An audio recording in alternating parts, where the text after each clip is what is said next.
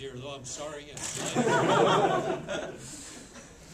John, you mentioned about the 489, I think it's 489 wins, but when you do have a little time to step away and reflect, will it be that, and then there's the first active coach ever in the College Football Hall of Fame and the 4 national titles? Are those all the things that, I mean, can you rank those, or they're all equally important in your, you know? I've seen people remind me of certain things that I've forgotten, like I was, say that again. First active coach to be inducted into College Football Hall of Fame. I forgot about that. That was really great. And one of the things that I missed is I told my family it wouldn't be a big deal not to go there, because I didn't think it would be a big deal. It was a big deal, and I was sorry that they weren't all there. Some of them didn't believe me, and they did come anyway, so I was happy for that. But I regret not having them all there see that, because they'll never see it again.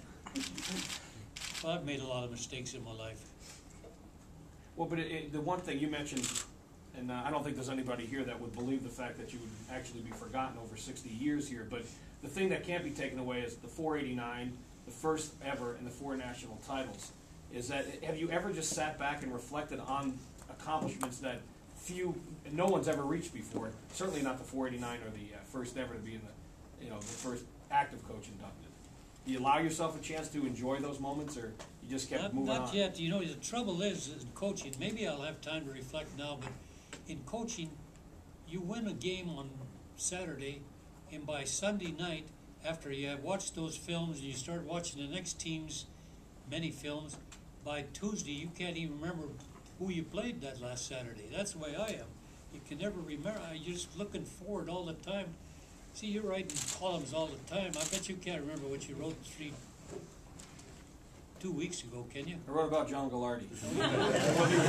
Because I was watching carefully. No, I don't know. Actually, I know what you wrote the other day. No, then you're one up on me.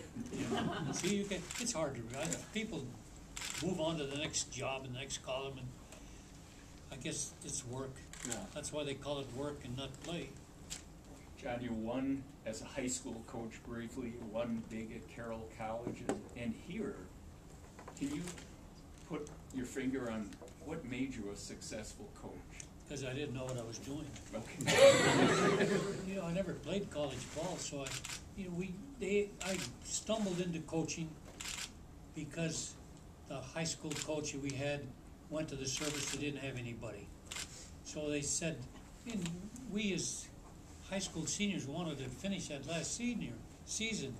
So we said, why don't you just let us, well, there's nobody to coach. This is a World War II. There's not an able-bodied guy in town. Well, let us handle it. So, okay, we'll let you try it. Well, we didn't know what we were doing. We just knew a lot of things we didn't like. But the coach used to make us run those laps and sprints and duck walks and all these. He wouldn't let us drink water because, oh, that's going to kill you. Everybody thought that at that time. Well, I went and drank water. Everybody else was afraid to drink it. They waited to see if I was going to die or not. Well, when they saw that I wouldn't die, they all tried it too. So we did a lot of things we didn't like. I used to say to these are my buddies. Am I going to say, let's do this? I'm not going. I say, what do you guys? You think we ought to do this? No, not you know. So they didn't. It was like a intramural team, pickup team. We were happy to just be out there. And the crazy thing is, we didn't do a lot of things that the coach did. And God, we won. We beat teams that we'd never beaten. So the next year they asked me to coach it again. Of course, I had a big job at my dad's body shop. I said, I can't do that. I'm working for my dad over there. I'm the only guy he's got. All the rest of the people have gone to the war. Well, they'll change the practice to after 5:30 when I'm done working. So I'd walk over to the stadium with my pants on, and unfortunately we won again. So anyway, I could keep telling you the story, but it's an endless story. That's where all the no tackling, yeah, all that was working. So I figured, well, let's keep doing it. Why stop now? Why stop now? Why now? Well, I don't know. That's a good question. I'll be asking myself that probably for the next few years. One of the reasons that kind of scared me a little bit, to be honest with you, I know I keep getting reminded because I just passed my 86th birthday. 86, my God. I'm thinking, that's getting close to 90. What'll happen if I absolutely last to 90 coaching? I know people say, geez, that guy's still coaching at 90. I'll probably be saying the same thing. God, how can you be doing this at 90? My God. 90s, 40 sounded pretty old to me when I was 39. And 50 and 60, all of these things sound like, oh God, how can I do this, But, so at 90 though, I hope I feel that way at 100. The president sent out a congratulatory note today on your behalf. Have you seen it or heard from the White House today? The White House? Yep. I can't believe that. I didn't vote for him, so. One of my former players, if there is something from the White House, it's one of my former players who was a key guy in his administration, Dennis McDonough, who was a great ball player. Maybe he informed him. That's the only way I'm sure that if that happened. There is. Huh? I have proof Proof for what? that the statement was sent out today from the White House. Well, maybe I better change my vote.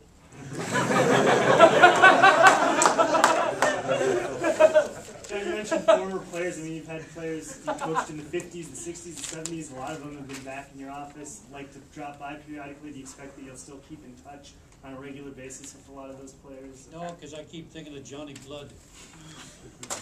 If they don't keep in touch with Johnny Blood, my God, I'm not in the same ballpark. So I was the first active coach to get in the College Hall of Fame. He's the first charter member of the Pro Football Hall of Fame. That's a few steps above me, so I understand my position in life. I'm surprised if that guy from the St. Cloud Times, that reporter they got, will ever talk to me again. What's his name? Frank Radzikowski? I suspect he'll probably make a phone call or two from time to time. Possibly. Possible. Is this hard for you today? Is this hard today? You're having fun. You're doing a terrific job. Am I? My wife doesn't think so. She's no, I don't know. She thinks whatever I do. This is what I used to say. It's something that. Well, anyway, I won't say it anymore. Is it emotional for you though? Not yet. No? I'll cry later. No, I don't cry. I think that they'll probably be saying nice things at my funeral too, but I won't hear them, I don't think. I hope I do, but I don't know. I hope there's a heaven and all that. Otherwise I'd be feeling pretty bad about giving up a lot of things.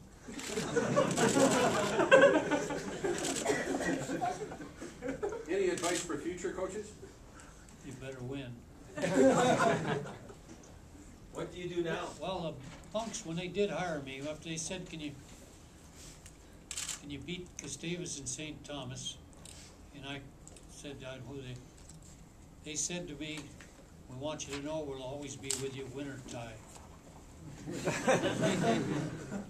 They didn't say that, but a lot of stories I make up. You can't let the facts get in away with a good story, Sense if everyone won't call me anymore, Bob. I'm going to call you and ask if you decided to unretire.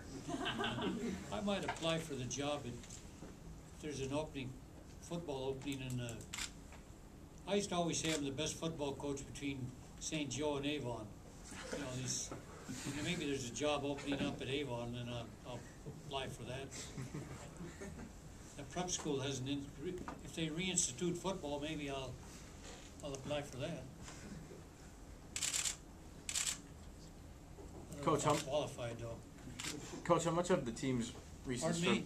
I said, how much of the team's recent struggles contributed to your decision? I mean, like you said, the team hasn't been winning at the same pace as, say, 10 years ago when you were pursuing national championships. And so, would you have be making this decision now if the team had gotten? No, I hate to be. I have to be honest.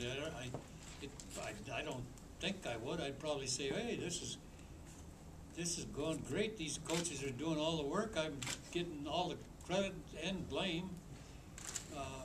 So why not? I just tell its college to send a check for my salary. Well, they do send it to the bank. I don't see it anymore anyway. I don't even know if I get a check. Biggie takes it. I don't know. Do I get a check or not? I don't know. Yeah. I haven't written a check for years and years.